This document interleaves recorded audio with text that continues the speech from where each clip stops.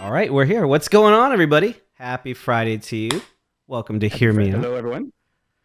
I have joining me today two awesome guys that I'm super excited. I'll be honest. I think these are some of my favorite show notes and some of my favorite people to have here on the show together. Thank you, Retro. Let's start with you here being on for the first time. How are you doing, man? I'm doing quite well. Thank you so much, guys, for having me on. Hear me out. Yeah, no, we've known you for a while. We've been wanting to get you on, and so I'm glad you were able to fit us into your busy schedule. So thank you so much. Me too. Yeah. Joining us also in the center here today, also super pixelated, but that's just how he always looks. Kennethan, how are you doing today, man? I'm doing great. Yeah, I lived it, so apparently I'm being paid. Karma's a payback, right? Guess. Yeah. Wait, We'll what? say that. Sure. Yeah. Well, I was talking payback. how I hate. I was talking about how I hate. I wasn't going to say the whole, but I'm talking about 8-bit graphics. I don't like playing. I don't like doing. And now you are pixelated. 8-bit. I'm like, yeah. So. Yeah, the context of it. Well, good morning, boys. I'm excited to do our show. If you're new joining us today, welcome. My name's Super Shadow. I'm the host of the show, Hear Me Out. We're going to be talking all the things that came out in the news this week in regards to movies, games, technology, and then we're going to end our show learning a little bit more about our special guest that we have on today, Retro, here, and just what he's done, how he got saved, how he came to know the Lord himself, and then also like how he ended up here with a camera and a microphone and a setup just like you see. Although I feel like going forward, anybody we have that comes out of this post coronavirus is going to be like, well, the corona happened. I always thought, why not? And so I bought a microphone and a headset and a camera. Like I feel like 2 seasons from now, those are going to be some of the people we're going to have on, and I'm going to have to think of another Christianity spotlight segment or another question at least to ask him. But before we get started, what'd you say, Ken?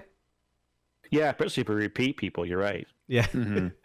But before we get started here, I just want to take a minute, spend a moment in prayer, because again, the reason why we do all this, it's like we believe firmly as Christians that like creation was made for us to be able to enjoy, to consume, to be critical thinking about, but that they weren't just an end in and of themselves, but they should be pointing back to the Creator, back to the one who has given us the abilities to create, to use our hands, to be imaginative. We believe firmly that the Bible teaches that God is a creator of all things, that everything you and I enjoy comes from the image of a creator, creating God. So, Ken, would you mind leading us this morning in prayer as we get started here? Sure, no problem. Thank you. Almighty God, thank you so much for letting us do this. To have opportunity to come out, hang out, and have fun, talk about stuff, and just enjoy the laughter and the comedy and the humor, but also just to chat about things, and always let us be talking about the hope that lies within us, and do it with gentleness and respect. Guide us our actions, guide our words, guide our deeds. Help us this Friday, Lord, and everybody who's on Friday, especially during this time of COVID. We want to make sure that everyone's taken care of and have their total trust in you, because you are the ultimate one in control. In Jesus Christ's name we pray. Amen. Amen. Amen. All right. Well, this morning, like most Fridays, we're going to get started with trailers here. Now, Ken is going to be leading us in this section here. So, Ken, we had quite a few from last week where we had, we had been reduced down to basically talking about stilled images. Yeah. We thought that might be the future of Hear Me Out. But now, this week, it's like there was more than ever. There was some that I didn't even include just because I wanted to cap us at 5. But what do we have on the board? Yeah, I was surprised too. Like considering when I was doing the show notes last week, I didn't find a lot. It's just like there wasn't anything out there. Maybe now things are moving along. Everybody has gotten used to this current routine that even the studios are now figuring what to do next. Like apparently, was it Shaggy or Scooby Doo is being released digital directly now? Yeah, I just saw it on Amazon last night. Yeah. All right. So first up, while investigating the bizarre murder of a fellow officer, veteran Renee Lomito discovers a mysterious figure in her body cam footage. Haunted by visions of the event, she suspects something supernatural is targeting the cops in her unit. Nat Wolff also stars in this intense action thriller. It's called Body Cam. Yes. Retro, what do you think of this? You know what? I was actually very intrigued by this. I didn't know what to expect. I watched it. I'm like, oh wow, this is actually kind of interesting. So there's this cop, and you have how she's like patrolling, and I couldn't quite understand if like she lost a partner to this supernatural force. At least it seems supernatural, or if just some crime occurred. But it looked very intense and interesting, and I'm very curious to know like what's going on. Like, what is this entity that's appearing all of a sudden, making plastic bags appear over people's heads just instantaneously? I don't know if it's like just the way the trailer's cut and it's just jump cut everywhere, or if that's the abilities of this thing. But I was very intrigued by the mystery of that, and so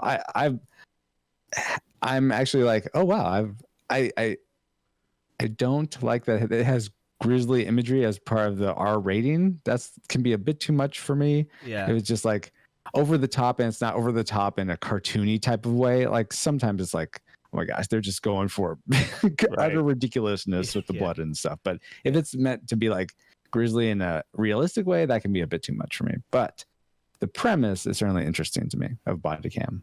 Yeah, it is. I mean, I did not realize it was a supernatural thing until I read the actual title, the actual description of it.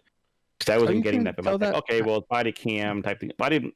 Again, like you said, this way the trailer was spliced together, I got something else out of it. You know. So Jay, what was your thoughts on this whole body cam? You know, when I first saw it last night, and was putting the show notes together, I saw that like opening scene where she sees something and the guy goes flying back, and I was like, what if this is like a superhero-esque type of film, but from like a police officer, like a Brightburn, but like from a police officer's more perspective, you know, and like what they would see and how it could be kind of like a thriller-esque. If you don't know, you know, like we as an audience usually always see it from Spider-Man side or whoever, so where we're like, oh, it's just the friendly neighborhood Spider-Man. Like we get that part of the character, and so there's no mystery or fear there.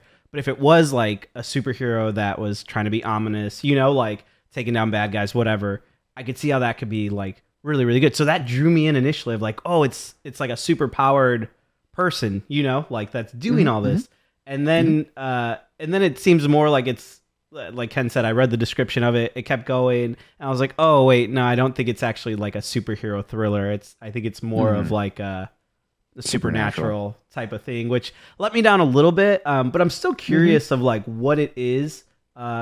And I don't know, it looks somewhat interesting. Mary J. Blige, I've known her as an artist. I've heard her songs before back in like the early 2000s, but I've never seen her act, so it'll be kind of cool to see her in a movie.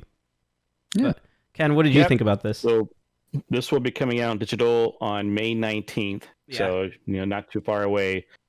It was interesting, but I'm like, really? I mean, I guess this is like my quote from last week, right? Are we digging the bottom of the barrel here? I mean, all the movies I want to see that they're just delaying until actually getting to theaters. They're not releasing in digital. I didn't care about Scooby-Doo coming out at all. You know, but I interested like in Black Widow or in The Quiet Place 2 or Quiet Place 2. But those are all going to be pushed out to actual releases in the theaters, not on digital. So I was like, it's okay. I mean, I guess if I had some 2 hours to spare, but there's so many classic movies out there I want to watch. I've been hearing about. I got a list of things to do, and I want to like go see those first. You know. Yeah. You know what? I'm gonna stick. Go ahead. Go ahead. I was gonna say your idea. I love. I hadn't thought about it, but the idea of you seeing just a cop doing their job, like a beat cop just doing their job while all this other crazy superhero stuff is going on around. I think that's an awesome premise for a movie. I'd really like to see that. Yeah, and I think I'm going to stick with it. Just that's my hope if I ever go watch this movie. That's the lens of which I'm going to try to watch it through, and just believe that this is like a morally struggling superhero who puts bags on people's heads. Yes. Like Venom. It's like a Venom. Yeah, it's like a Venom. But yeah. The next movie we have here, a psychological thriller that takes something we've all experienced, road rage, to an unpredictable and terrifying conclusion. Rachel is running late, getting to work when she crosses paths with a stranger at a traffic light. Soon she finds herself and everyone else she loves the target of a man who feels invisible and is looking to make one last mark upon the world by teaching her a series of deadly lessons. What follows is a dangerous game of cat and mouse that proves you never know who you're going to. Russell Crowe is the main star of this. Jay, your thoughts? Yeah, I think so. This is Unhinged. this Unhinged, sorry, trailer, right. yeah, the movie. What out of all of us, who hasn't had a moment like this, right? Where you're just trying to get somewhere, you're frustrated, you're annoyed. I mean, maybe I'm just the bad Christian here. But like you beep or you get mad or whatever. You end up repenting later, but yeah, I'm like this.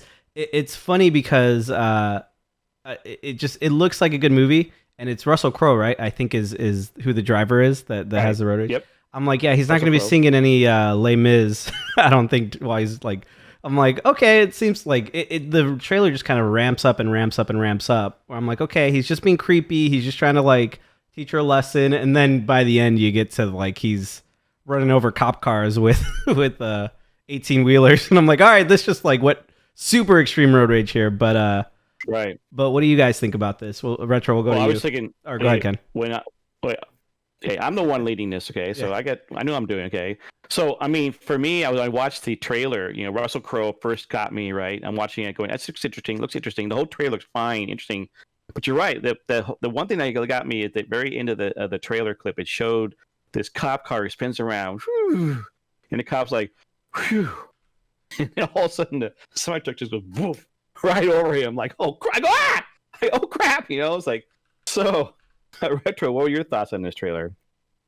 This was, I don't know. This was actually the one I was like, I was of two minds about it. I think the like a constant car chase type film sounds very like viscerally appealing to me.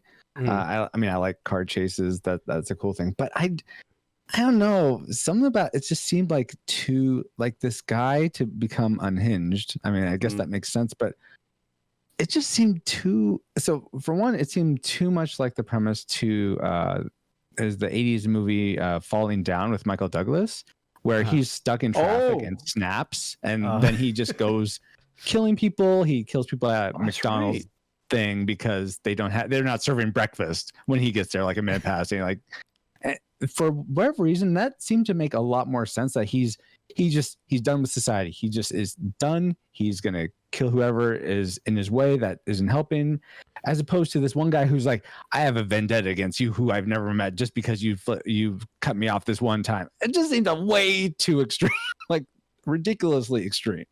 So I think it's. So, like I said, I'm of two minds about it. I probably won't see it. It was interesting seeing Russell Crowe in a bad guy role. He's not often in the bad guy. I mean, I know in Les Mis he was, but he's more of a sympathetic villain in that. Javert, bad guy. Yeah. I don't know. I mean, July. For those who know, it's supposed to come out in the theaters July 1st, 2020. So we'll see how that plays out. I was interested because like Russell Crowe, and you're right about that. Even though the trailer does kind of point to things going on in his life, you're looking at his hand with his wedding ring. Then you see him take it off, and he throws it in the bag. So there's a lot more going on. Maybe like Michael Douglas had in the other movie. So I'm interested to see what there is more to it. For me, the biggest selling point right now, I think, is Russell Crowe. Yeah, totally fair. Yeah, I'm curious if he becomes a general, then becomes a slave, then becomes the man who frees the kingdom. That's really what I want to see out of this movie. Which is a movie I need to go see again because it's been a while. But Gladiator, yes. All right, next movie we're gonna go to. Okay, it's a romantic comedy starring Dylan Everett, Nima Wilson, Stephen Jaffe, and David Hewlett.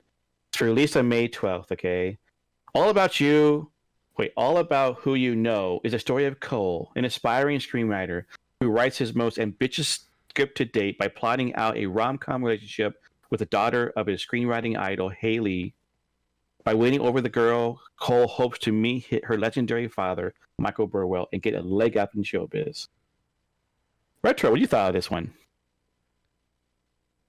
Okay, so it's in the trailer itself. His friend says, have you not seen all the movies where you're trying to trick the girl, you're dating this girl to try to get something else out of it, and you should just know that this is the girl you're meant to be with, or something like that. Like his friend says that to him, and he still, apparently, according to the trailer, goes through the whole thing, just trying to become the writer, or like get in with her dad so that he can become a writer. I was like, oh my gosh, dude, what are you doing? It was so frustrating to me because it's I think it's funny that they're speaking into what this movie is and to the tropes it's hitting, but that's still just carrying on and not trying to change it up with what those tropes are was very frustrating to me.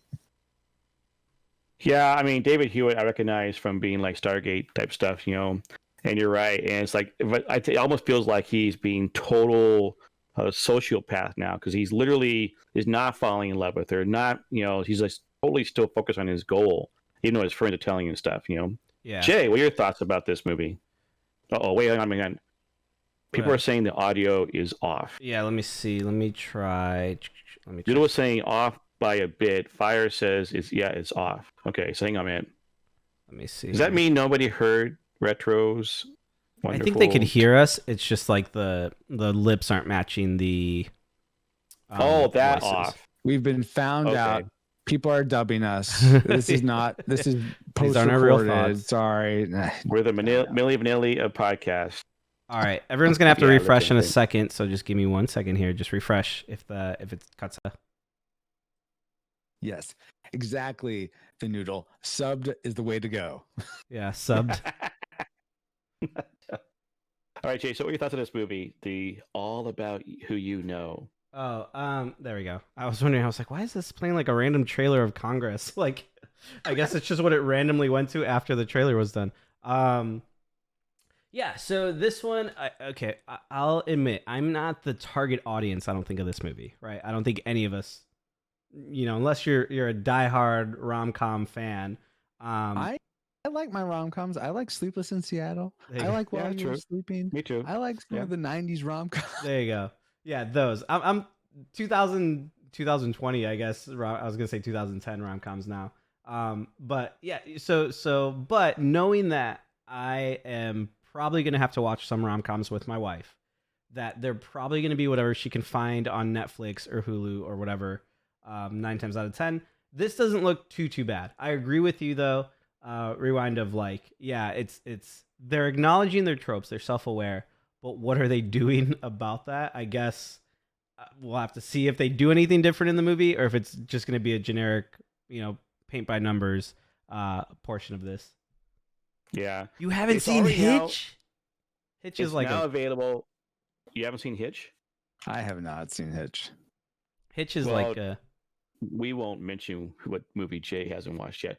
So this movie, by the way, is already out on digital and VOD. I was not impressed. I mean, David Hewitt, I like. I've always seen everything he's done. He's not the greatest actor, but I like David Hewitt. But I'm like, I was not invested in the movie at all. I'm like, another one of the things where it's like, wow, they're really just pulling this out of the barrel somewhere, I have to be a writer, man. Yeah. Okay. All right. Next up, we have let's see, spunky and rebellious Becky is brought to a weekend getaway at a lake house by her father Jeff in an effort to try to reconnect. The trip immediately takes a turn for the worse when a group of convicts on the run, led by a merciless Dominic, suddenly invades the lake house. So this movie, what I was interesting, is called Becky. Becky. Yeah, Becky. And this is not a comedy. It stars Joel McHale and Kevin James. Yeah. Kevin James is the bad guy. Yeah. Joe McHale is the dad. I'm like, this is not a comedy, okay? So, Jay, what are your thoughts about Becky? I mean, if the names alone didn't sell you, the fact that it flashes Redbox as one of the main contributors to this film was like, all right, I'm in 100%. No, this it's hard for me to picture Paul Blart, King of the Hill star here, as a Nazi bad guy. Yeah. But at the same time, and so I don't know, I might still filter this through the lens of like a comedy, just from like how violent it kind of got towards the end.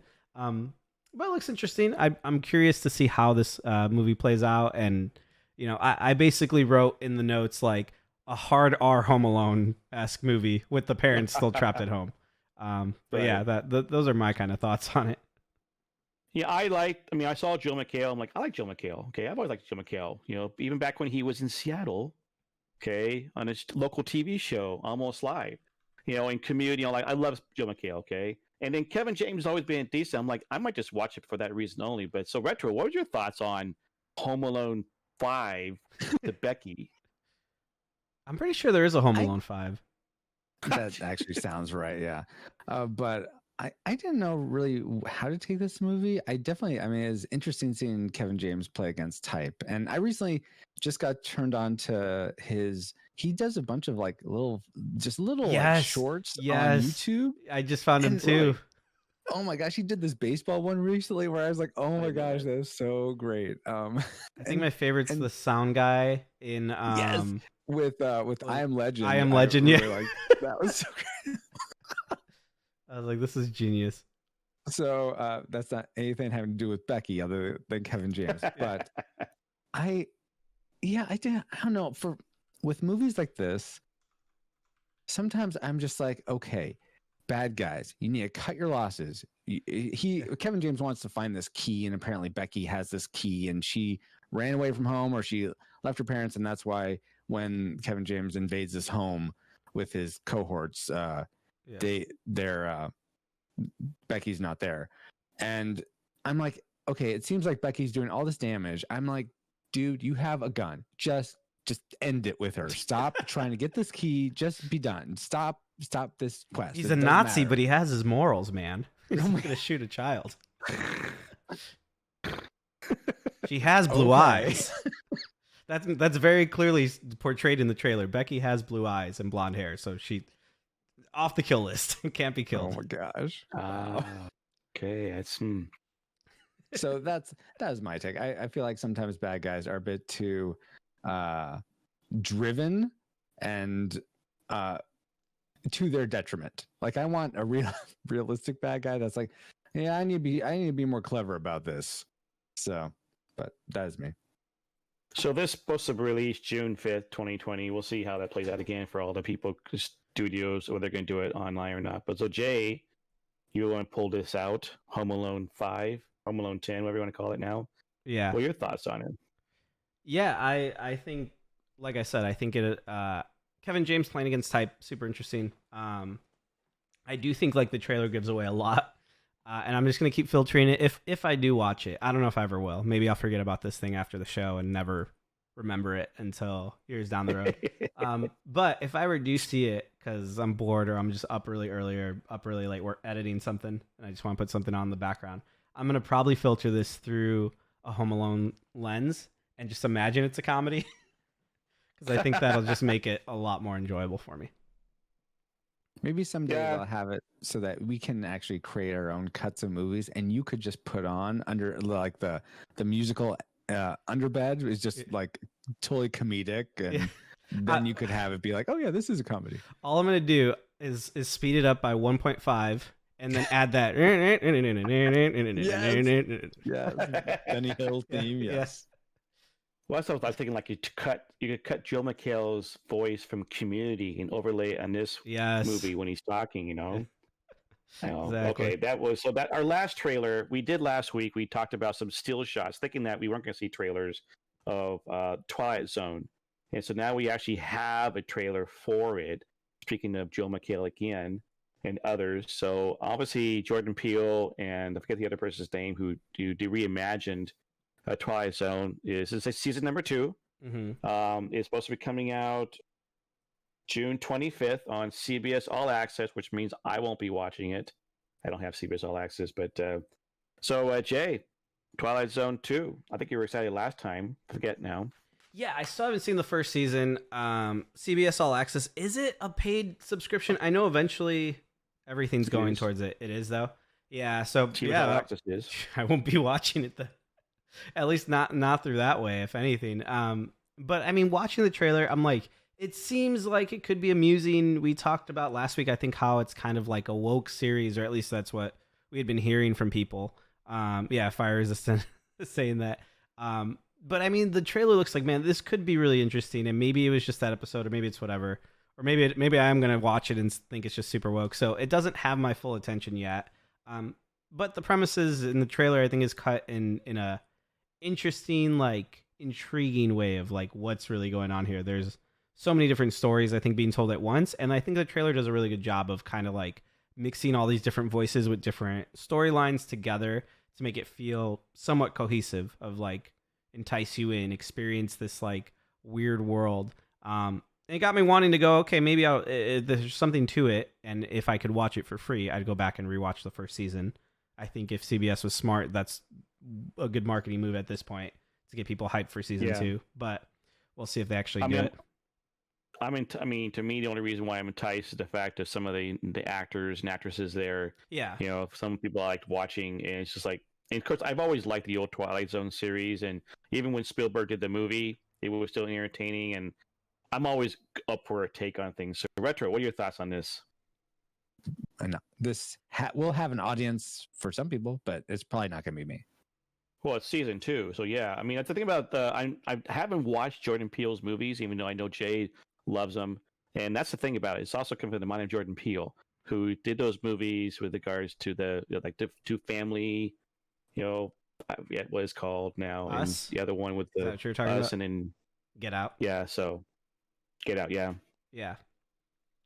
I mean, I'm a sucker for so aside from superhero movies, thrillers are always like something that intrigues me. Even if they're bad, I'll like be annoyed that I spent an hour and a half or whatever watching a bad movie or series. But I'm always they sucker me in, and so this is kind of that first series that I'm curious, I want to, but I'm not going to pay money to like watch all of these episodes unless this quarantine goes on like 3 more months or something, and we've run out of I run out of other good content to watch.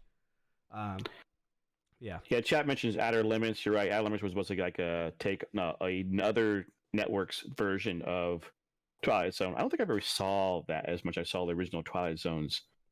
The Inner World. The anthology series I actually saw, probably shouldn't have, but I saw Tales from the Crypt as a kid. Dude, so did I. And it used to creep me out as a kid.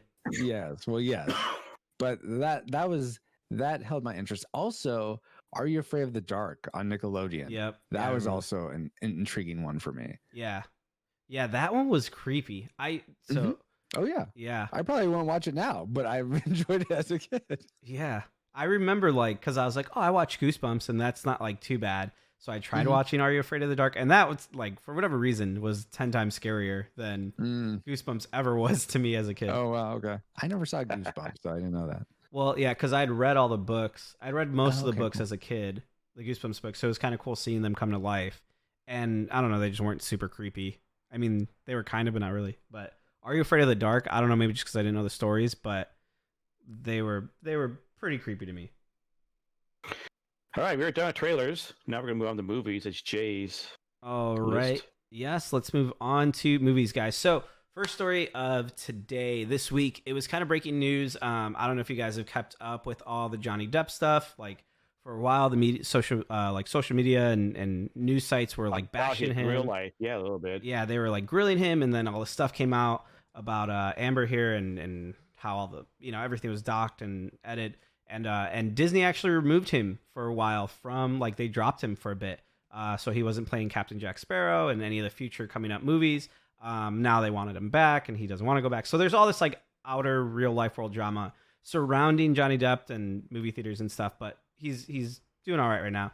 But talking about Disney and Pirates of the Caribbean, it looks like the rumor is, and kind of what Disney is wanting to push forward with, is Karen Gillan, the girl who plays Nebula from Guardians of the Galaxy. Thank you. And then I forget her name in the Jumanji movies, but she's basically like hot girl from video game in Jumanji, is set to play the new lead for Pirates of the Caribbean here. Entertainment did a report. You can kind of look all over. And this is who they're considering kind of leading the series now. So, Retro, what did you think? Do you think Karen Gillan make a good lead for Pirates of the Caribbean if they bring it back, if they continue this series here?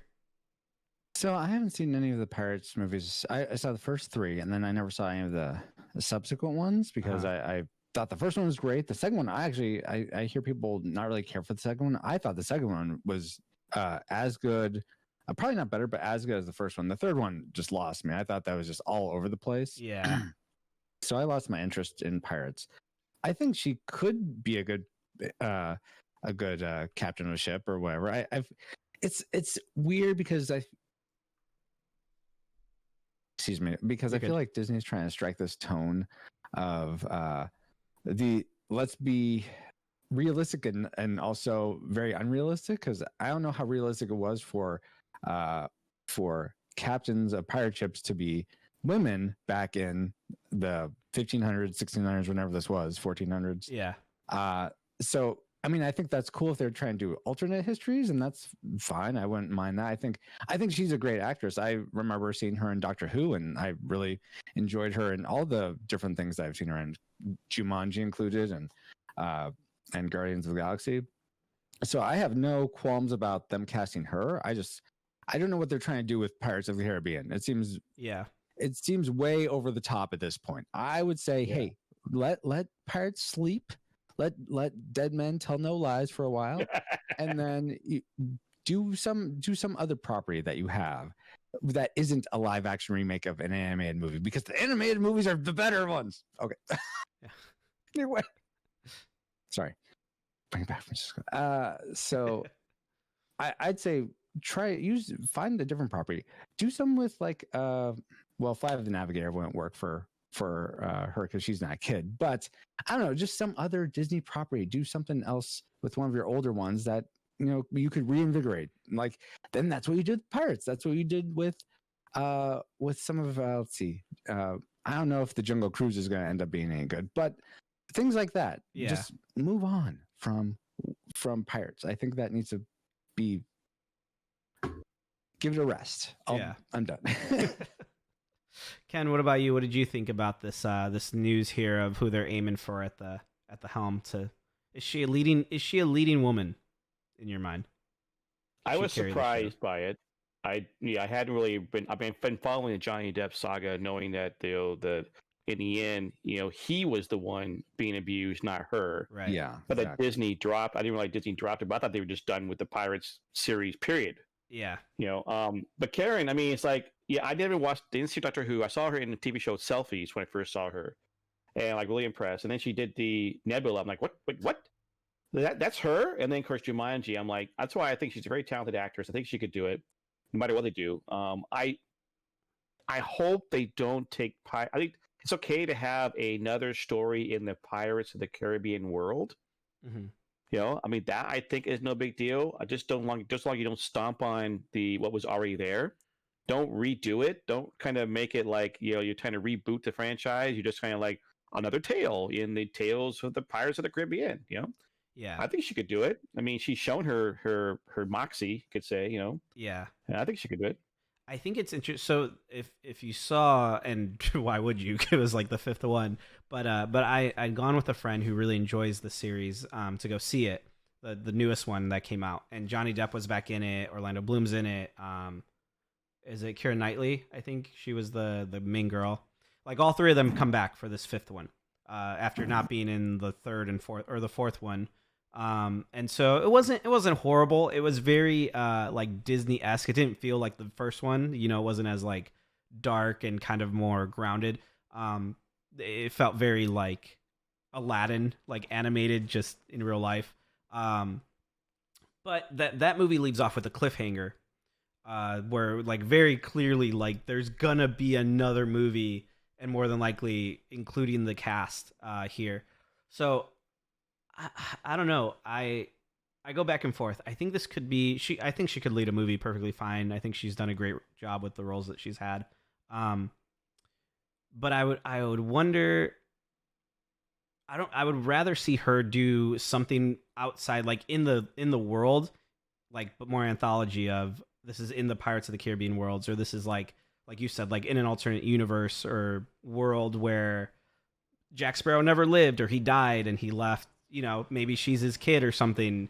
And she grew up to be a pirate just like him, or something along those lines. I think could be really, really cool. I don't see how she would fit in with the current series if they were to keep going, because like I said, the fifth one ends with a pretty big cliffhanger that makes you think, okay, they're bringing everybody back for this particular person. But who knows? I think I've not seen that last one. Yeah, It was okay. It wasn't anything great, and it was pretty much yeah. It was all right. But Disney Plus won't have it until December due to contractual obligations. So interesting. But okay, yeah, that was the first story of today. So let's keep going here. We got a few more stories to cover. Really, two more. Both of these are pretty big one. All of these are big. But this next one is one that's been making headlines left and right all week long. So we've reported here and throughout. Most of you know that the DCEU has been struggling to like get itself set up and going to compete against the MCU in terms of movies, and so trying to rush out things like Justice League and just trying to play catch up constantly. Wonder Woman hasn't been bad. We've seen them. The Flash movie now has been put on hold. I don't think that movie's ever going to get made. And now to add to the mess and wrench here, Robert Pattinson, who was casted as the new Batman here, went on to, I think it was with Vogue or with somebody. They did an interview with him via Zoom or whatever to see how his quarantine life's going, to see how he's preparing for the role of Batman. And the part that has been sticking out to a lot of people is this idea that he's been saying that he doesn't want to work out for the role of Batman. He doesn't want to get buff. He doesn't really see the need. He thinks it's part of like a toxic masculinity that you have to have like this big, bold Batman. So I'll save my thoughts for later. Ken, we'll go to you. What did you think of his comments here? This idea that he's not really working out, he's not really doing anything to prepare for the role right then and there. What did you think? well, I mean, is it his choice or his and the director's choice? I mean, I've read Batman comic books over the years. I'm not a big Batman, but my biggest love for DC, if I have one, I'm more a Marvel person, is Batman. And I've seen the Batman as being, yes, very, very buff and everything. And I've also seen them being like, let himself go, right? I mean, if they're trying to take a tale and make a different storyline instead of being like the original Batman, with Michael Keaton, or even or with the Christian Bale.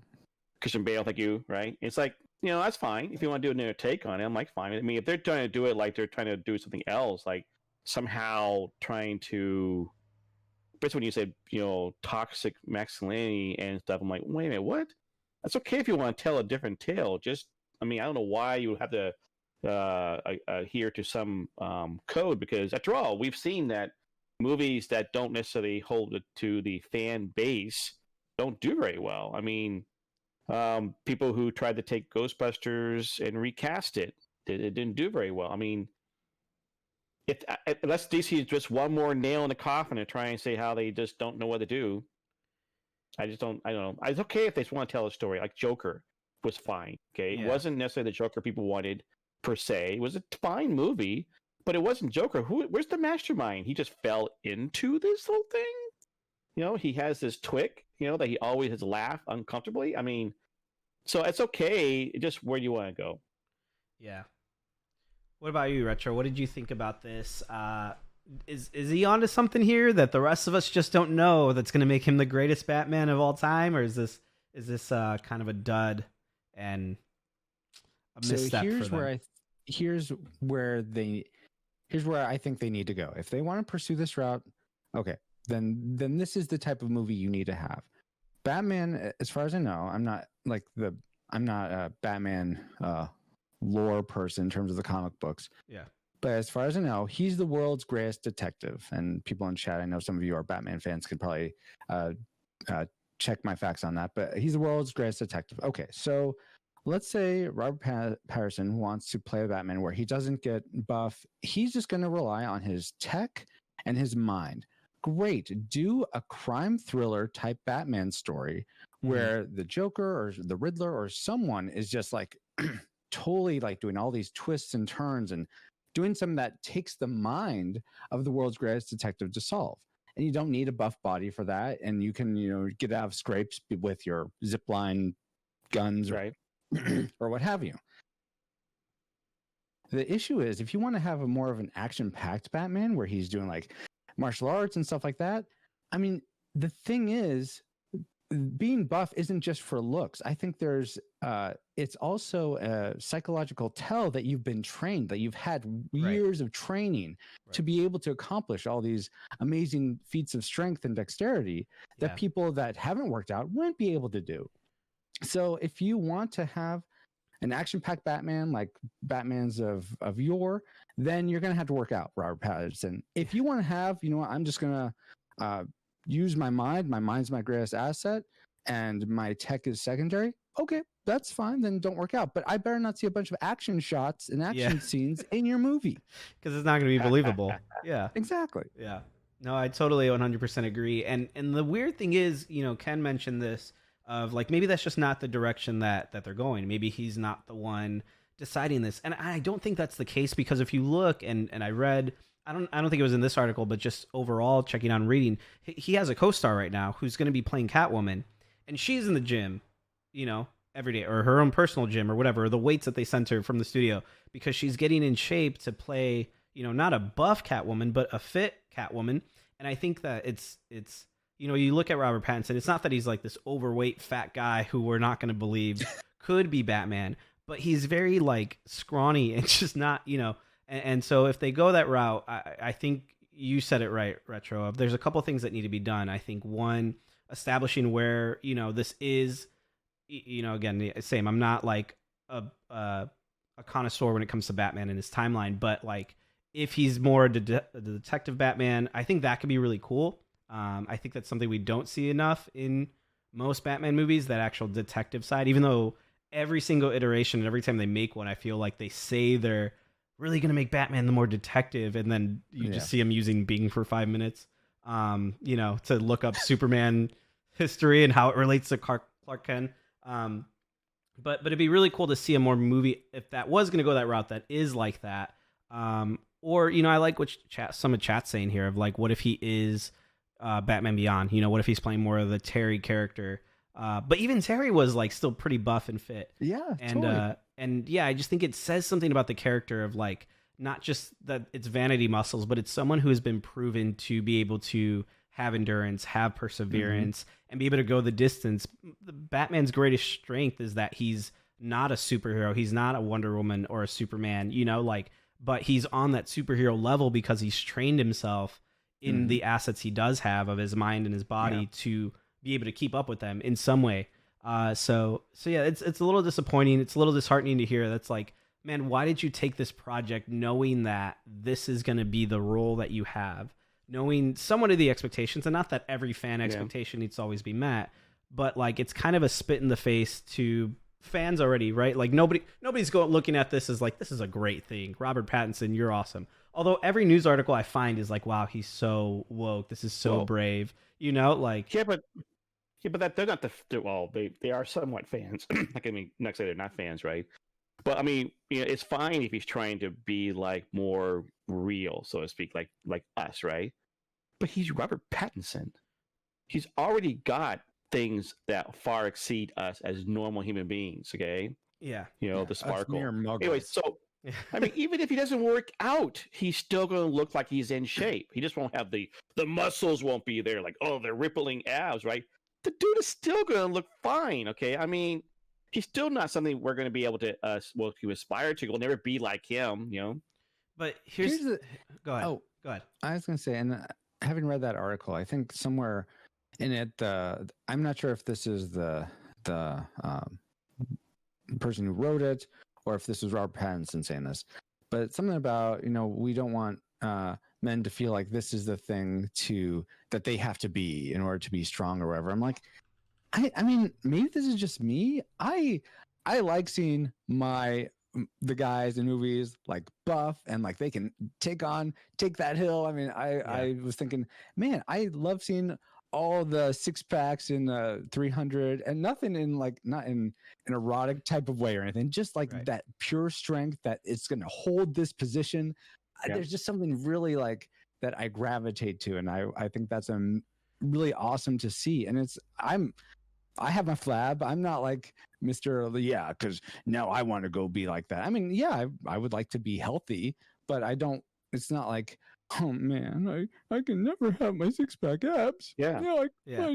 I can't. Yeah, I didn't leave No. 300 and go to the gym, or all of a sudden go to website and find out how I can get 6-packs abs in 6 weeks.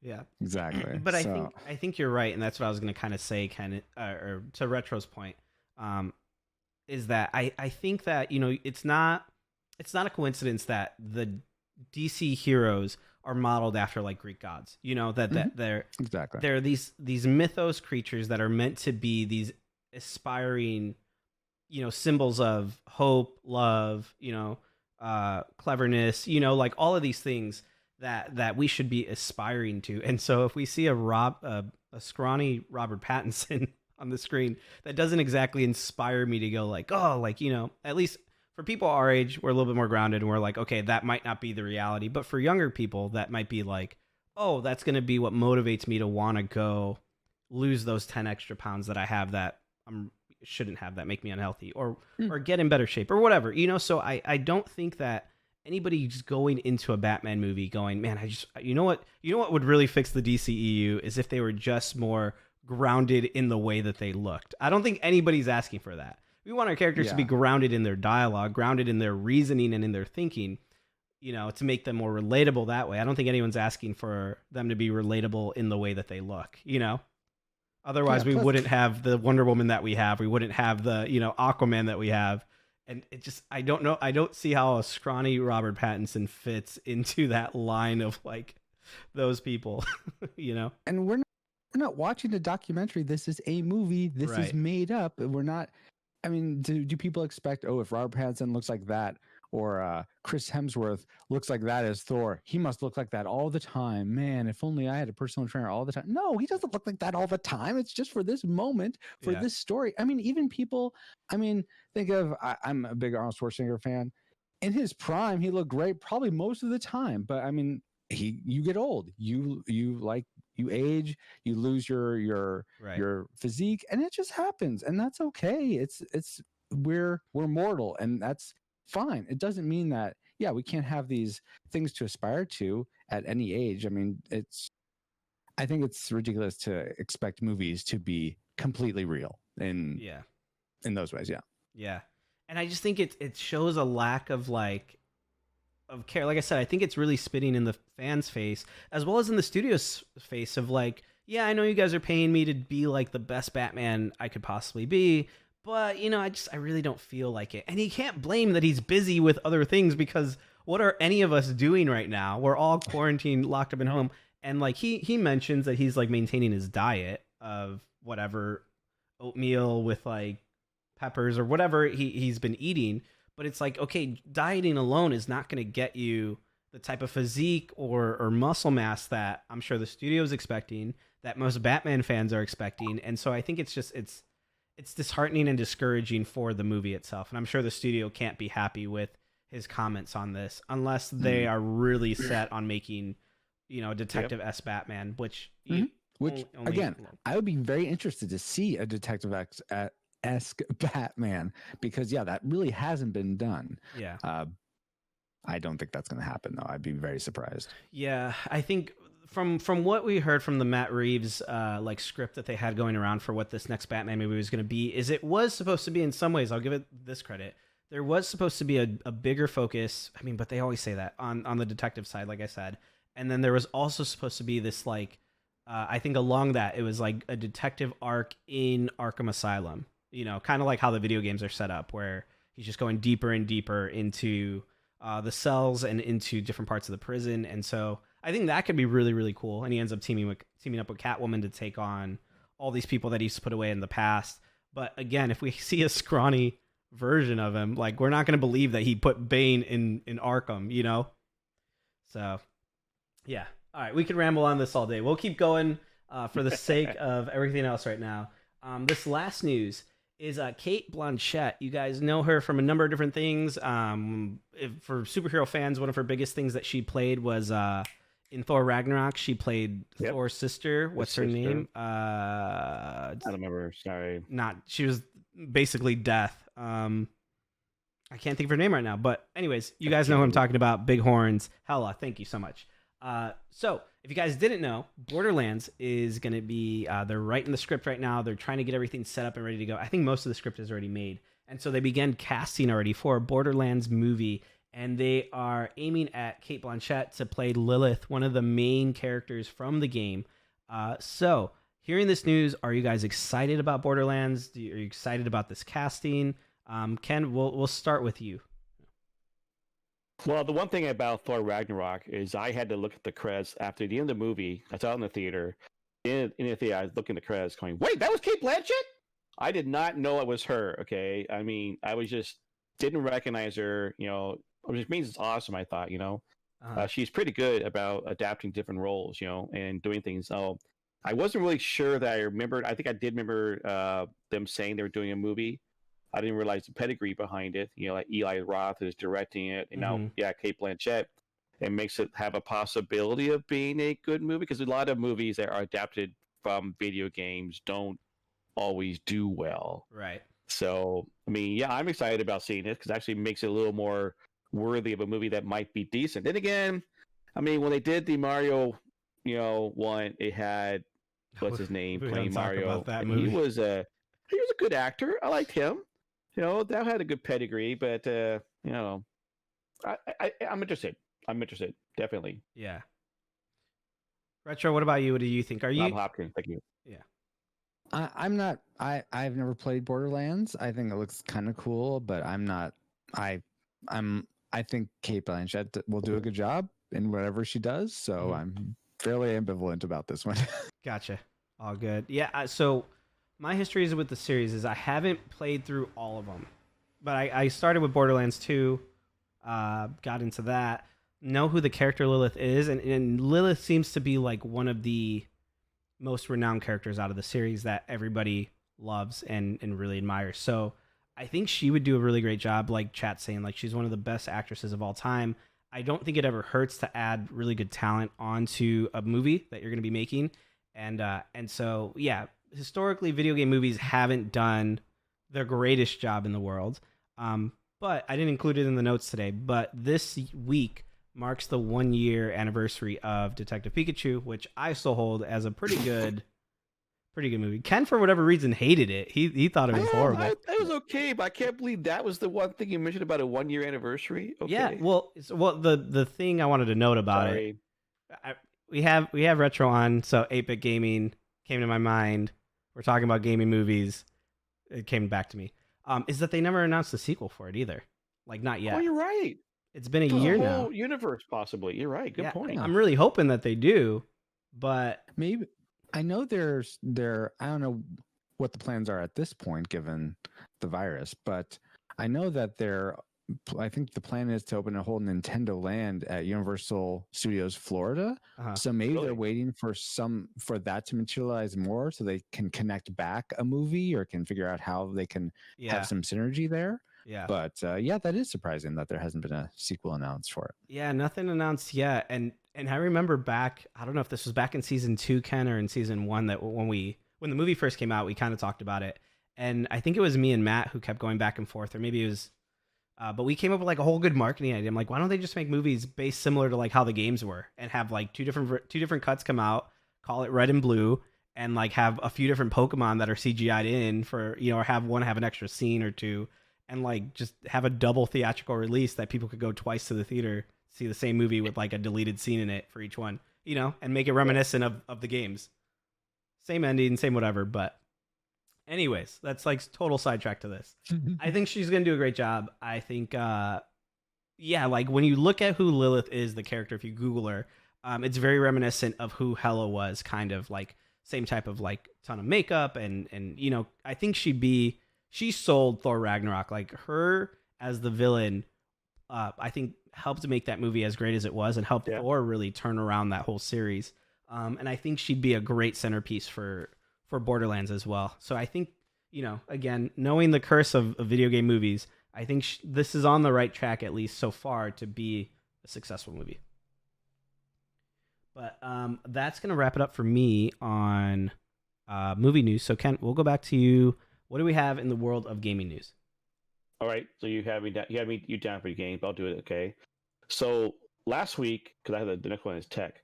Oh, So okay. last week we talked about there's the Valhalla trailer, Assassin's Creed Valhalla trailer dropped. Okay, and it was pretty good. And so this week there was Last of Us 2 official story trailer. The game that was supposed to come out, and then they said it's not coming out because of COVID. People were complaining about it, and now it's possibly coming out again. I mean, at this point, I don't trust anything about this. So the Last of Us 2, a game I've not played. The Last of Us 1, I know it's been graphically good. People liked it, but I'm not going to plan to play it. So Jay, you put it on the notes here. So were you planning on playing Last of Us 2? Look, I mean, it's one of the only exclusives for the PlayStation that I've really, really enjoyed. The Last of Us, the first one was pretty good. This one, I was super excited for it like 10 years ago, right after the first game ended. And it's just been so long that I feel like, I don't know, this trailer, I was really hoping it would sell me on wanting to still be hyped for it, still be excited. But I feel like it's past its peak, and now it's like more of a downhill. Like, okay, like I just want to play this game. I did want to play this game. Now I'm like, do I really want to play this game though? I'm sure I'll be excited for it once it comes out. I'm sure I'm probably gonna play it at some point, but I don't know. I feel like this was a missed trailer for me. It wasn't. I still included it in the show notes because I think it's a big deal that we get to see some of the storyline, but it wasn't as great as I was hoping. Yeah, I agree, Ace. But What about you, Retro? yeah. Are you a fan of this series? I've never my most up to date console is the original Wii, so I'm quite a bit behind where Gotcha. games are now. But so I haven't played The Last of Us. I don't know that much about it. I think it's kind of. I thought the premise of the original one, where it's kind of like they're not zombies, but they're like, I don't know, crab zombie things. Yeah, they're like spores. Okay. Yeah. So and sort of like post-apocalyptic. That's always an intriguing premise for a video game, and it looks well done. Then I've recently been like all the YouTube channels and things I follow that talk about Last of Us 2 and all the drama surrounding it. I'm like, Yeah. well, I guess part of me is glad I'm not invested in that game, because given what's going on, I probably wouldn't want to play this, or I'd be soured to playing it at this point. But I don't have a Naughty Dog in that fight. Nice. Very good. I get it. Nice. Yeah. Yeah, it has been a bit of a bummer. That's been like the saddest thing about it. Yeah, basically you said that when they were like, we're not releasing it now, and like people are like, what? You were almost done. You talked about what? Yeah, because of COVID. And people are like, wait a minute. Then you start hearing backstories of what's happening to the studio itself, and then now they, oh yeah, I guess we're not gonna release it in June of this year. And like, okay, well, whatever. Now you wonder if anybody was going to want to try it out. Yeah. All right. The next story is the game that everyone loves to play. Fortnite on PS5, Xbox Series X is confirmed. Still haven't played Fortnite, even though I didn't realize it was still in I beta. can't believe you can't play it in the Wii. Like, this game is the most accessible thing in the world. Totally. It's like part of its success. I could play it on my PC, but it's on the Switch, right? It is on the Switch. It's on like any current gen or computer or mobile device that has like internet access or an app store. Okay. So one more thing before I ask you guys about this is the fact that we didn't. It's on the show notes, but Epic announced for the Summer Gamers Fest the Unreal Engine 5 looks absolutely gorgeous, and they asked the questions in the Q&A about Fortnite, because Epic does Fortnite obviously, and they mentioned that it's been designed in Unreal 4, but because Unreal 5 is really you can port it over. That while they release Fortnite in Unreal 4. It's easy to go to 5. And so this one thing this article mentions about didn't provide any details on the benefit of the increased horsepower. However, the company did announce that it will migrate Fortnite on PS5 and Xbox Series X to the Unreal Engine 5 in the middle of 2021. So while it'll be released on the PS5 and the Xbox Series X on Unreal Engine 4, it will definitely go to 5. So apparently, Retro doesn't play much of it. So Jay, you have been a fan, or at least some moderate fan of Fortnite, Yeah, and you do have your PlayStation. I don't have a 5 yet. I mean, nobody has a 5 yet, but yeah, I haven't played a ton this season or really since the new chapter 2, I guess, has come out. Just kind of lost some of its magic, I feel, or just my interest in it hasn't been there as much. I feel like there should be some type of laws that dictate how long something can be in beta, though. I was more annoyed by this article of like, okay, we are literally porting your beta game onto a new console because it's already been out for like 3 years. Like it's almost been out as long as the PS5 or PS4 and Xbox One S has been around. And I'm like, okay, like I get it. It's going to be more accessible to new gamers that just decide to buy a PS5 because they haven't had a new console in a while or whatever.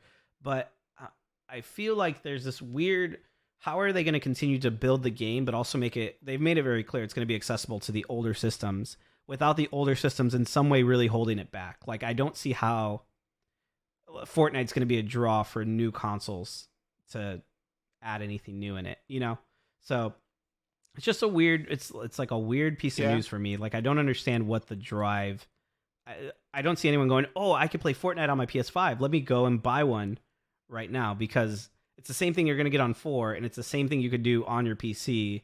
So, I don't see how it's going to get a ton better when it seems like it's never going to come out of beta. But well, that's so far. That's the part that surprised me too when you had in the notes about beta. I hadn't thought about it's still in beta, but the fact that they are basically they unveiled Unreal Engine 5 and all the beauty of it, and that they are talking about porting, Fortnite into it once it goes live. That might be the enticement. The reason why they're talking about it is because maybe the assets will just all of a sudden whoop. I don't know. It's very cartoony anyway. So Retro, I guess you don't play the game, but what are your thoughts about this whole thing? I think it's really cool. The thing I took away from it was, I think it's amazing how this company is able to have cross play between like new systems and old systems, like that. At least the way it sounded, people that play on your PS5 could be playing against people on the Xbox One, and the ability for computer engineers to facilitate all of that happening for a game like this is just astounding to me. It's might as well just be a black box of magic or something. It's just ridiculous. yeah, I thought so when I clicked on this link initially and read the article, I was hoping what they were going to say is, with the launch of the PS5 and the Xbox Series X, Epic has announced they're coming out of beta. Because what better time to announce a full-fledged game officially than what people have been playing? Like, to me, that just seems like the next natural progression of Fortnite. As the game starts to die out, as people are losing interest in it, they rope people back in going, no, this thing's just been in beta this whole time. Buy a new buy a PS5 or an Xbox X Series, or for PC gamers, like, just hang in there a minute, and see how we're going to make this a massive lifelong game. And I know they have plans to do that. And even if it's just small incremental changes, just to be able to say, we're out of beta, this is the full game, and we're going to keep adding on. It's a live game like Destiny or like WoW or whatever, and we're going to keep adding updates or patches or DLC or whatever to keep building this on, and then charge people $60 to a game that so many people are already addicted to, Yeah, I mainly play Fortnite with my friends and family. I don't do it on a regular basis. So that's why I don't like pugs. Like, as mentioned, people in there are just total. That's why I stopped playing League of Legends. I don't mind playing with friends and family. I have not really played Apex Legends because I don't want to do a pug. Those kind of people are just going to get mad at you for just, Anyway, so yeah, that's a good point about Fortnite, about actually coming out of beta for once. All right, next story. Twitch. It's a funny thing when you mentioned this story about that Twitch establishes a safety advisory council to help sort out its rules. They announced this at TwitchCon last year. I'm sitting there going, wait a minute, what? That was September, and now we're in May. I mean, they're just now actually officially announcing it. I mean, the idea, of course, is to try to make it a safe place everyone can be at. They're apparently partnering up with some Twitch partners. They're also doing some academics, as well, the people who are experts in cyberbullying, and internet game studios, as well as some other things like the Diana Award and the Center for Democracy and Technology's Free Expression Project. So, Retro, what are your thoughts about this safety council that Twitch is coming up with?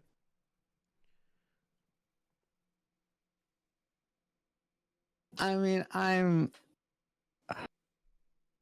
it's hard for me to say. Like, I guess I'm of two minds about it, as I am with a lot of things. Part of me just wants to have a very libertarian outlook. Let people stream what they're going to stream. If parents are worried about their kids seeing stuff, well, then parent. Just take away the phone, take away the computer. Gasp. I know, crazy talk right now. Parents should be parents. Who has time for that? I want the government to parent my kids. I have to play Fortnite on my PS5. I don't have time to parent. So part of me wants to do that. I think it is true that there is cyberbullying. I mean, we had someone here in chat who shared a story of like their experience with Fortnite, and it's like, yeah, that shouldn't. I hate hearing that that's happening, that people are that toxic to just be mean to people just for the sake of being mean, because you have anonymity for the most part on Twitch and a lot of social media platforms. And it shouldn't. I don't think it's okay that because people are mean to you, it makes you not want to be there, and that's not okay, because everyone should be able to enjoy this streaming platform or wherever you're hanging out online. But the problem is, who determines what's okay and what's not okay, what's cyberbullying and what's not cyberbullying. So that's the issue. So I almost feel like there needs to be a new paradigm in how we think about this. Almost like if you're having, I mean, is there blocking in Twitch? Can you block someone from like ever chatting with you or what have you? You can. I think the biggest issue, at least that I've seen sometimes, like I've experienced this, is like you can have somebody who's just a very passionate person who disagrees with you or just wants to just wreck your day because they have nothing else to do. And so what you do is you block them because they're making obscenities, they're calling you names, whatever, doesn't really matter. They're spamming in chat. But then all they have to really do is just make a new account, and then they could follow you again, keep typing, and just literally put a 2 at the end of the name, go 3. Like I've had people do that, even just trolling, just messing around. So like the block feature, it's like it's good, but if you have someone who's just literally there to waste your time, you're gonna have to be blocking for a while if you don't have mods or whatever else. Right. And I think here's my take then. I know the technology of the epics and the Facebooks and all that is just like, I don't know how it happens. I'm not really that old. I know a little bit how it happens. But here's what I think this isn't a perfect solution, but all this money you're in Twitch, all this money you're investing in this trust and safety board, why don't you invest in a feature that allows you to block an IP address? And not just like, I'm a streamer, I want to block this person. No, like block my account against this IP address. Yeah. So if someone wants to go through the trouble of VPNing it just to troll me, okay, that's that's almost worth it. Yeah. It's almost worth it. Yeah, like you want to pay your NordVPN or whatever just so that you control me. Okay, then you know what? Yeah. Hats off to you, Mr. or Miss. But I think that would be a much wiser investment, because really I'm the only one who knows what offends me, what triggers me. It's not Twitch's responsibility. It's not Facebook's. It's anyone else's responsibility.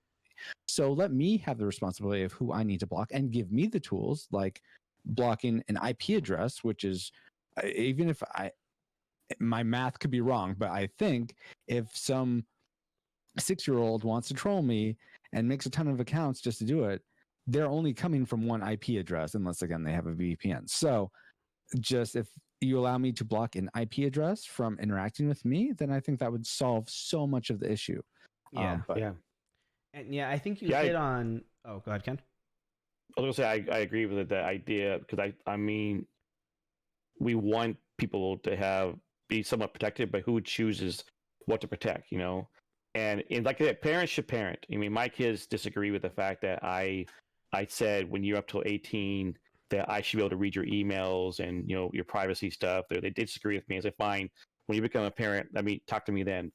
But the idea is that if people are making decisions for you, I'm like, who are you going to say that was no, wait, what? Why are you calling that the wrong thing? Okay, I mean, who's to decide what is right and wrong? I mean, it's like, obviously, there's been this big argument. We had it for the fact to say same-sex marriage.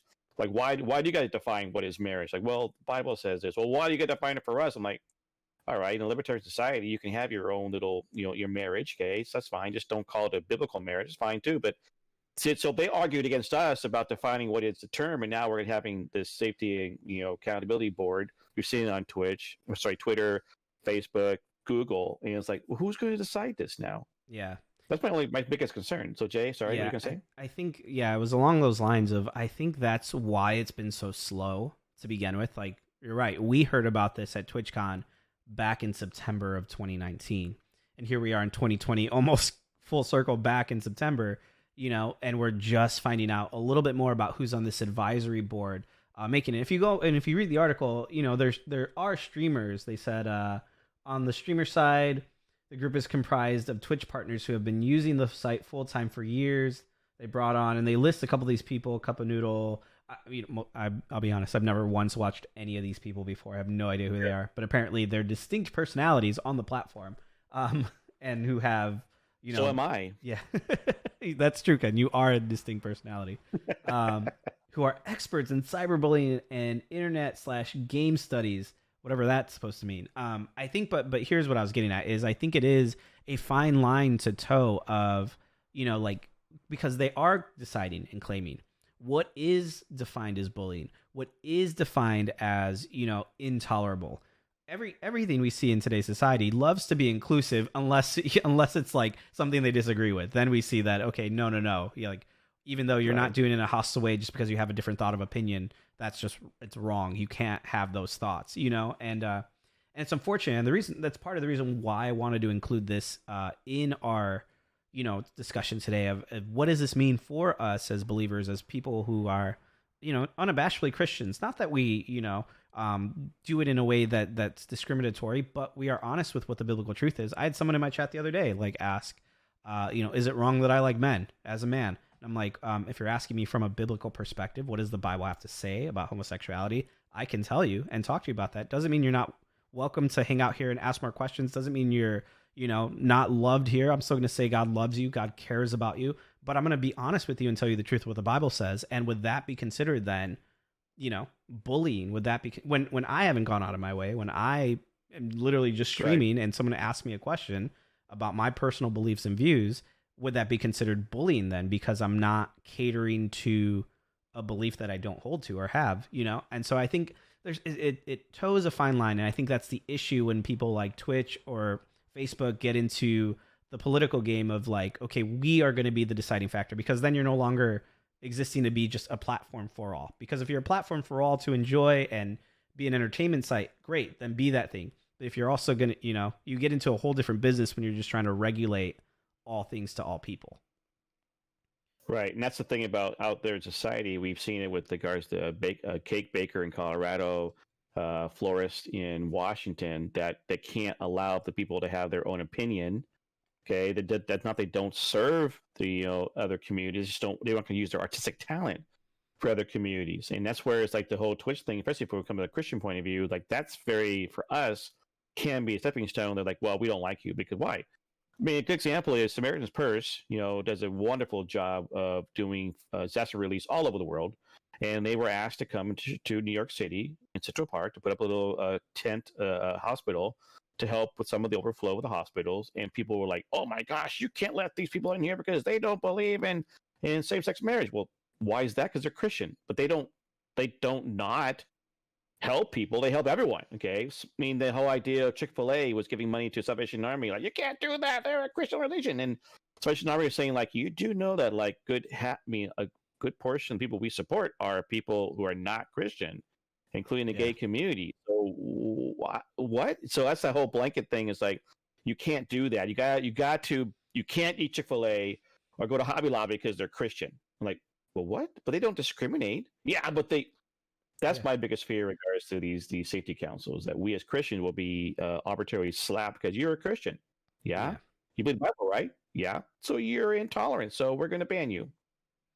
Yeah. And so I think we have to be on guard and just cautious and just aware of, hey, these things are happening, they're taking place, and also just do like a heart check on this issue of, is this a hill that we as Christians really want to die on, or is this something that we say, hey, we lay it before Christ, and you know what, like if Twitch decides to ban us at some point because we're sharing the gospel, people, like, then okay, like that's fine. We'll have other means. We'll go to YouTube, and then if YouTube does it, we'll go somewhere else. Like whatever it means.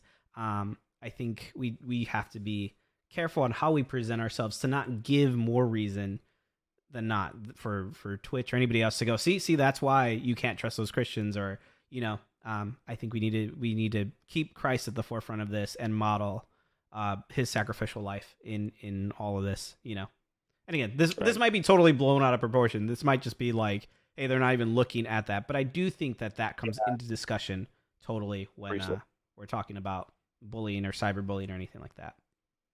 All right, we're done with games. Now we're gonna pass it to Jay for tech, apparently. So we're gonna. I'm doing tech. You could do a double. Ken could do a double dose. Okay, fine. I just following your notes. Okay, so all right. So Apple, Chris, you know why Jay did this, right? He always tosses in tech for me. Talk about Apple, my favorite brand, because that's all I own. They're so intuitive. They're just doing so much for the world, Ken. Much for the world. So, I mean, it doesn't surprise me, but Apple basically confirmed they bought virtual reality event startup Next VR. Kind of makes sense. Why not? I mean, Facebook already bought Oculus. I mean, and we know that Valve is doing the VR stuff with HTC. I'm not sure who they split up or not, but the idea is that, I guess, apparently with a month of silence, okay, they rumored deal, they finally confirmed, but yeah, we are doing this. This company, I guess, apparently specializes in recording live events for concerts and sports matches to be experienced in VR. So I'm picturing the fact that maybe that's what Apple's next step is. The iPod, which was just movies. Maybe we're going to have an iVR-ish. I don't know. Jay, you put it in here. You're an Apple fan. What are your thoughts of this? Well, I mean, I have Apple products, but I don't know. I thought it was interesting that they closed this deal, and this is probably from way back before anything with the corona happened here, but with this pandemic and stay-at-home orders. But I do think it's interesting to see, is this going to be kind of, is Apple like, did they trip over gold here in that, is this going to be some of what we're going to see happen? And is this going to be part of one of the stages as we do get sporting events back, and they're only going to be able to sell limited seats, but you could also watch the game and pretend like you're in a seat in a VR setting through Apple, in these ways. You could have a courtside seat basically to a basketball game, to, whatever it may be.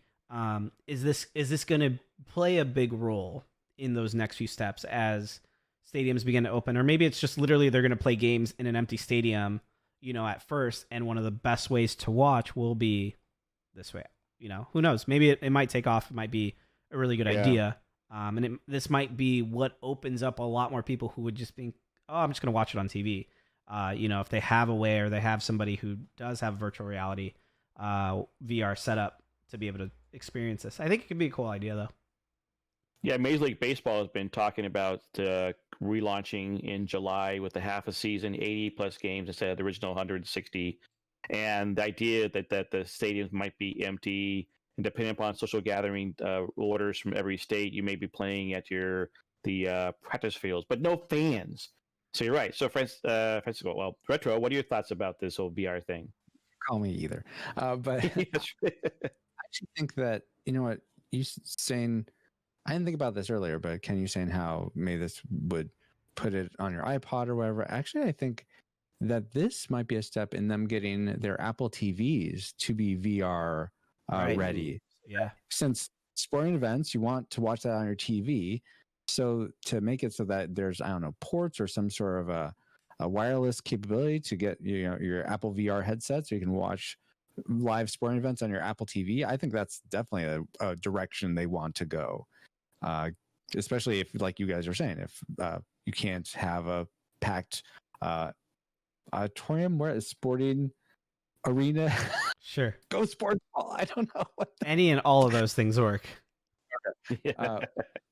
yeah, if you can only have limited seating, I think that makes a lot of sense to be right there. Oh, you can't your season tickets, you can't use them anymore.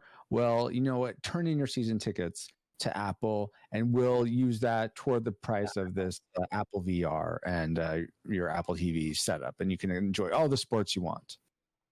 Yeah.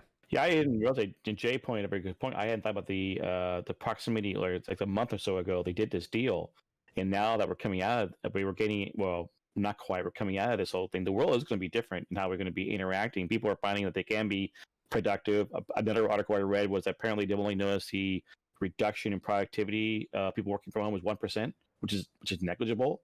So people are finding that to be a better way. People are literally talking about why am I going back in the office? Just because most of my meetings are online anyways. So, and Jay, do you want to add any more to this?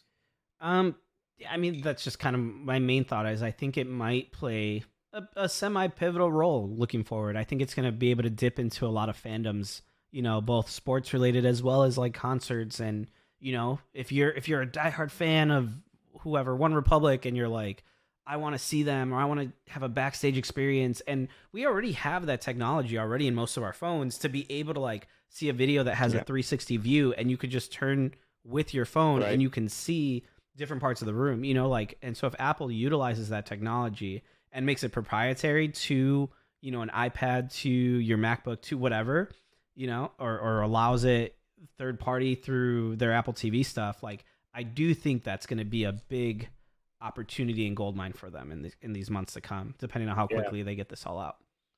I know that Apple's version of Maps has not been robust as well as Google's. I know they're still putting money into it, but they're still putting money into it. I'm wondering if this is also not a way for them to do better with their maps too. Could be. So, in similar to this, the next article, Zoom is the thing that everyone has been doing Zoom. It was nothing. I mean, I never heard about it until got motivated to talk about using it as a platform. I mean, I've done WebEx at work. Okay, we've all done we do Discord calls, right? We talked about doing Skype. You know, it's been around for a while. So Zoom has been the thing that everyone's been using. They've been fixing all the other problems, but this is interesting because it kind of plays into what I think Apple, the VR thing, is like Zoom is literally a way to have a concert. Now, I've seen this when regards to John Karinsky's Some Good News YouTube channel, where he had like all of the Hamilton people Jonas coming Brothers on, and different people. Yeah, Jonas Brothers. Yeah, during the with the prom or the graduation. Yes. So it's like, wow, this is interesting. I mean, it's Zoom, another one of those examples of a platform that timing was just perfect. It wasn't they wanted coronavirus, right? But it was perfect for them to be able to hit ground and go off. And it's just being so. Retro, what about this? The seeing concerts over Zoom. I have not done it yet, but what are your thoughts? Well, I'm not really a concert person, but just the whole idea of different fandoms where there's like, I think cross stitching was one of the people, or crafting was something from the article as well. Just these different fandoms coming together over Zoom. I think that's a cool thing. Part of me is kind of a hipster about it because I'm like, you all know that there's this Discord thing and there's Google Hangouts before that. Why haven't you been doing this before? But given that there was never a need for a lot of people to do things like this online before. So I think it's cool that they're finding that people are finding communities and that Zoom is a way to facilitate some sort of face-to-face interaction. However, my small group from church has been meeting over Zoom for our weekly times where we would normally get together in person.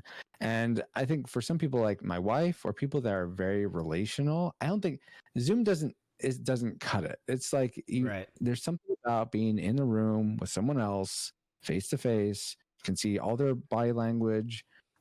That I think that just there's something way more holistic about that experience. That while Zoom is nice, while Twitch streaming is nice, while getting to actually see your guys' faces and speak to you is awesome, it certainly doesn't replace the real thing. So I actually worry that some people will be drawn even more out of IRL because of these than if we never had this virus to begin with. But that's probably an illegitimate fear, just speculating a little bit. Yeah. No, yeah, for sure. Noodle says Zoom's been around for years, so I didn't know that What's interesting is, I mean, I've used a lot of Zoom recently because I did family phone calls now. I've done the church has done prayer time before that. Even our meeting, our quarterly meeting was done over Zoom. My daughter mentioned that she did Zumba recently. I'm like, what? Oh, over Zoom. Let's get that Zoom. Anyways, but it was people she had done Zumba with other people in the actual facility. Okay, the leader, right? But she did it over Zoom. So Jay, I don't know what your thoughts about all this thing. Yeah, I think from a marketing perspective, this is a really, really good idea. Because the reality is that Zoom kind of had a similar story that Epic had, right? Like with Fortnite. Epic made Fortnite mainly to be something other entirely, right? It was more a PvE based game, kind of like a tower defense, Plant vs Zombies esque game, and it was failing. Right. Like nobody, like I bought the founders pack for that and I tested it out, you know, like, and it was cool, like premise, but there was just it was so convoluted, you didn't know what was heads and what was tails, and so it started failing. So as like a side feature, it just threw out this PvP, aspect, and it fell right at the perfect time when a lot of games were kind of getting stale. Destiny was in between games, so I was looking for a new game. And that was my reason for jumping into it, and then it just exploded into what it is now. And I think the same was true with Zoom. Zoom had been around before, trying to service and follow in footsteps of everyone else, but it just rose to the top at the right time in the perfect moment. And so with that comes the reality of everyone's has it on their phone, on their computer. They know what Zoom is now. But as if we get out of this season, lockdown releases its restrictions and people are outside again, and like you said, Francisco, people are able to go outside and do more together. What is the draw to keep Zoom an app on my phone? What is the draw to make me want to use that app that I do know of and see it more than just that's the thing we all used when we were in lockdown, and more of like, no, that's just a part of my everyday life, something I enjoy making and using in life. I think this is a good target, but I do think you're right. I think there's better sources for it. And it kind of made me excited to be like, oh, like I can find people in different fandoms that I have that I enjoy. But I'm like, I already could do that with like YouTube. I could do that with Discord. I could do that with Twitch, like, and maybe this is just trying to grab a different part of the market, because I think Zoom now is more well known than Twitch is. I think it's more well known than Discord is. I don't think it's more well known than YouTube. But YouTube, I don't think holds as much of the glue to keep people together as it does of just exposing videos or kind of like getting people to be discovered of videos. So Zoom has a really good opportunity and advantage going with them right now. So it makes sense that they're trying to do this. I don't know if it'll work well. Yeah. You think Zoom needs to get Unreal Engine 5 support for it to be good? Yes, exactly. They just need to follow in Epic's footsteps at this point. With virtual. Yeah. Yeah. Yeah. Exactly. Okay. All right. Next topic. Okay. So we are not here to talk about transofacials. Okay. What does which that are mean, animals Ben? that are separated. Those are animals separated from their mother by a tube-like growth of hair cells around them. Okay. Nope. We're going to have time to talk about words that do not exist, as they are invented and defined and used by a machine learning algorithm. Okay, that is right. There's a thing called what? Make me Ragoon you. Ragoon. Yeah. This word does not exist. It is a website that will just throw out algorithm-wise a word. You can make your own words. You can keep hitting the button refresh, and it'll give you new words. Okay. So Jay, you're the one who found this, and you wanted to help me stay hip with the kids. And I don't know, I will create new words all the time, and I'll do it on my stream. We'll see how that plays out. So yeah, call me old-fashioned, but I don't know how I feel about an AI telling me what words mean or don't mean here. And then I thought, wait, is this the start of Skynet? So I waited for a second to see if future me would come to tell me I need to destroy it, but it hasn't happened yet. So I think we're okay for right now. But no, I mean, it seems like a cool. Just I'm always amazed when we do this section by what ingenuity people have, what is being discovered, what people are using, how they're using technology and to better the world in some way, shape, or form. I don't know how this is going to better the world in any way, but it just seems like a cool thing to have nonetheless. Yep. What should be retro? What are your thoughts on this? So I mean, I think it's a cool toy. I don't see any sort of application for it. I think, yeah, there is this sort of more macro view of machine learning, and that it's becoming so interspersed in our lives. I this is me being way alarmist. I'm not actually this alarmist about it, but part of if I go there, I almost want to say, are we like the frog in the water that's slowly boiling as the AI just Right. Exactly. We can't get by without AI, and that's when we try to nuke them, but to block out the sky. But then they are able to survive, and then they plug us into the Matrix, and then we need Neo, and then Exactly. and the two movies. Yeah. Well, And- I mean, funny thing is that the article mentioned that there was other things like this word, this This name does not doesn't exist. Yeah. There's several other things, so it's not the first thing, but it is kind of a cool little tool. I mean, a lot of us who make characters in MMOs, we want to make a character name. We might go into the like, hey, what is? I did it one time. What is the Scottish word for bear? I wanted to make a druid in World of Warcraft, or even other ones like, what is a good word? Like D&D, what's a good Elvish word or Dwarven word for this to do role playing type thing? That's why I thought it interesting, but this is like another little tool in that regards, Yeah.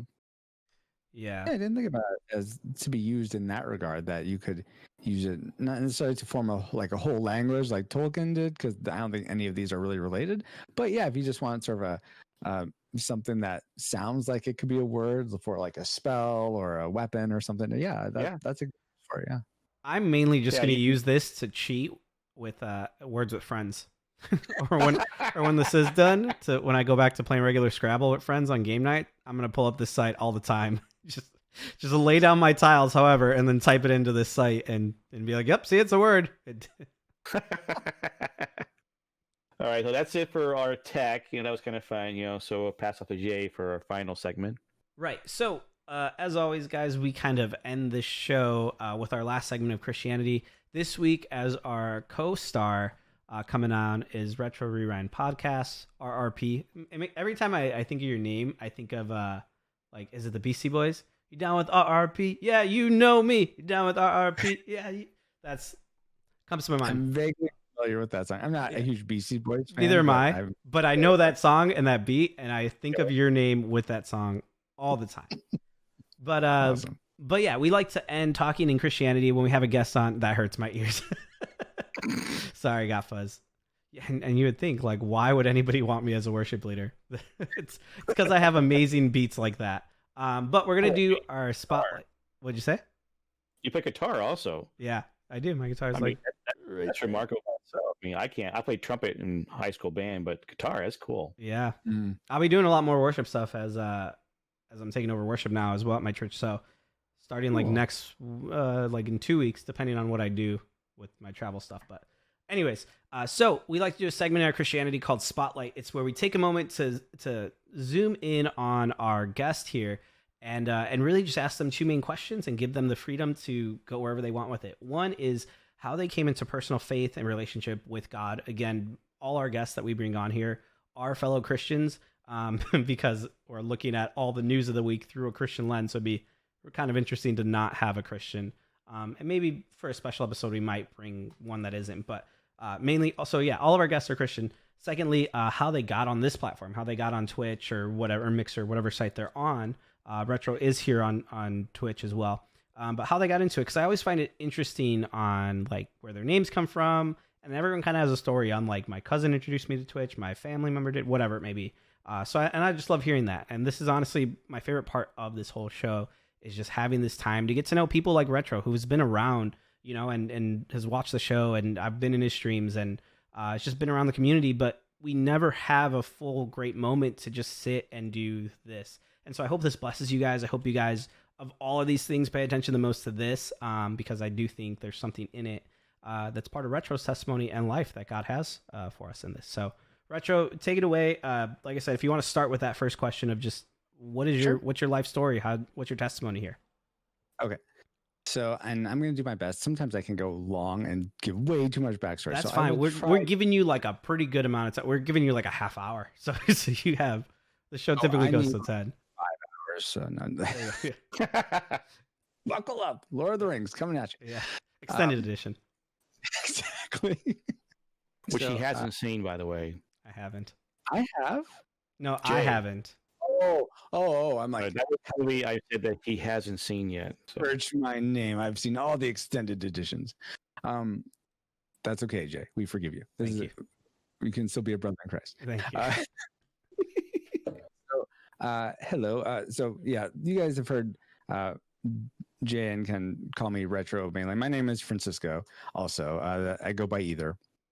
But I was raised Presbyterian. My mom was Presbyterian growing up, and she sort of raised me and my brothers up Presbyterian. My dad was raised Catholic. Was a believer. I don't think he holds to Catholicism much anymore, but mainly we were raised Presbyterian. How I came to Christ is sort of a threefold story, and I was thinking about it this morning. I'm like, oh, this kind of has a similar rhythm to God bringing people into the world and choosing Israel, and then bringing Christ to save everyone. So it's not that close similarity, but you might see what I'm talking about here in a second. So the first thing that sort of brought me into sort of, I guess, fellowship, or just made me more aware of God and that I wanted to follow him, was, again, raised in the church. But when I was 7 or 8, I went to vacation Bible school. This would be in Riverside, California. We moved around because my mom was in the Air Force. So we moved around with her, me and my brothers. So I'm talking about me right now. I was in vacation Bible school at 7. And there's some craft project. It probably was a culmination of the whole VBS weekend, or week. But there was this, I remember vividly, this one art project we were doing. There is like this balsa wood type frame with a hole cut out of it, so that we were like painting pictures or drawing pictures, and then those would go in the hole for this balsa wood frame. I feel like it was like candle holder too or something. I don't know what it was, but the main thing was that we were making a picture. And I remember making this blue cross with these geometric sun rays, like these diamond sun rays that I colored yellow, and just something about that, me creating that, and I just had some experience that God made me, and I wouldn't be able to articulate this then, but as I look back on it, the emotions I was feeling, I was like, yeah, I was made, and God's creative. He's made me to be creative. And it's just, I'm so thankful that Jesus did what he did for me. So that was like stage 1. So sort of the creation, or being creative. Stage 2 is when I was living in Colorado Springs. We are in a Presbyterian church, and in Presbyterian churches, you get confirmed, similar to I think Catholicism does the same thing, where you do like some catechisms, and you learn church history. You learn about church governance in the presbytery, and then you confirm that, yes, I believe that Jesus is my Lord and Savior, and you do like just a little thing in front of the church and confirming all that. So I did that, and I think, again, I said I was 12 when that happened, and I totally believed in Jesus and what he had to say, but there wasn't really, it was very like following the rules, like, oh, I gotta follow the rules, these are the rules I need to have in my life, to have legalism aspect of it. What was that? I said the legalism more so. Exactly. And I wasn't super legalistic. I mean, I still had I was still a kid, and my faults and what have you. But that was the more legalistic. This is kind of like, I'm getting my my insurance to make sure I don't go to hell. That's sort of outlook on Christ. Right. Not a super strong relationship. I mean, I certainly would have said I still love Christ, and I mean, I still love Christ, but loved him and whatnot. But my mentality was way different. Mm-hmm. Then fast forward from there into college, I go to college at California State University, Northridge. Go Matadors! And it's such a